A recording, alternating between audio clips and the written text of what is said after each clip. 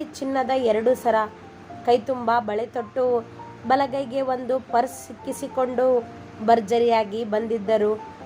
Aunty, ನೀವು ಬನ್ನಿ ಒಳಗೆ ಕರೆದಾಗ ಸಿದ್ದು ಮೇಲೆದ್ದು ಬಂದ.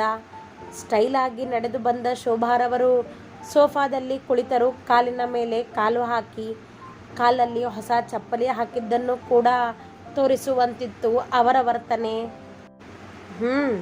ಹೇಗೆ ಕಾಣ್ತಿದ್ದೀನಿ ಜಾಹ್ನವಿ?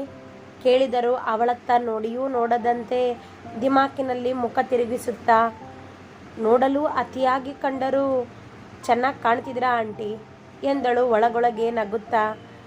ಚೆನ್ನಾಗಿಯೇ ಕಾಣಬೇಕು, ಯಾಕಂದರೆ ಇದನ್ನೆಲ್ಲ ನನ್ನ ಮಗ ಅಮಿತ್ ದುಡ್ದು ಕೊಟ್ಟಿರೋ ಹಣದಲ್ಲಿ ತಗೊಂಡಿದ್ದೀನಿ ಎಂದರು ಬಿಂಕ ತೋರಿಸುತ್ತಾ. ಸಿದ್ದು, ಜಾಹ್ನವಿಗೆ ಅಚ್ಚರಿಯೇ. ಒಬ್ಬರಿಗೊಬ್ಬರು ಮುಖ ನೋಡಿಕೊಂಡವರನ್ನು ಗಮನಿಸಿದ ಶೋಭಾ, ಏನು ಗಂಡ ಹೆಂಡತಿ ಶಾಕ್ ಆಗಿಬಿಟ್ರಾ? ನನ್ನ ಮಗ ಈಗ ದೊಡ್ಡ ಬಿಸ್ನೆಸ್ ಮ್ಯಾನ್, ಲಕ್ಷ ಸಂಪಾದನೆ ಮಾಡ್ತಾನೆ. ನಿಮ್ಮ ಹಾಗೆ ತಿಂಗಳ ಕೊನೆಯಲ್ಲಿ ಇನ್ನೊಬ್ಬರ ಮುಂದೆ ಕೈ ಚಾಚೋದಿಲ್ಲ ನೋಡಿ. ಅವನು ಸಂಪಾದನೆ ಮಾಡಿರೋ ಹಣದಿಂದಾನೆ ನಾನು ಈ ಬಂಗಾರ ಸೀರೆ ತಗೊಂಡಿರೋದು ಎಂದರು ಕೊರಳು ತೋರಿಸುತ್ತಾ. ಖುಷಿನೇ ಚಿಕ್ಕಮ್ಮ. ಏನು ಕೆಲಸ ಮಾಡ್ತಿದ್ದಾನೆ ಅವನು ಕೇಳಿದ ಸಿದ್ದು.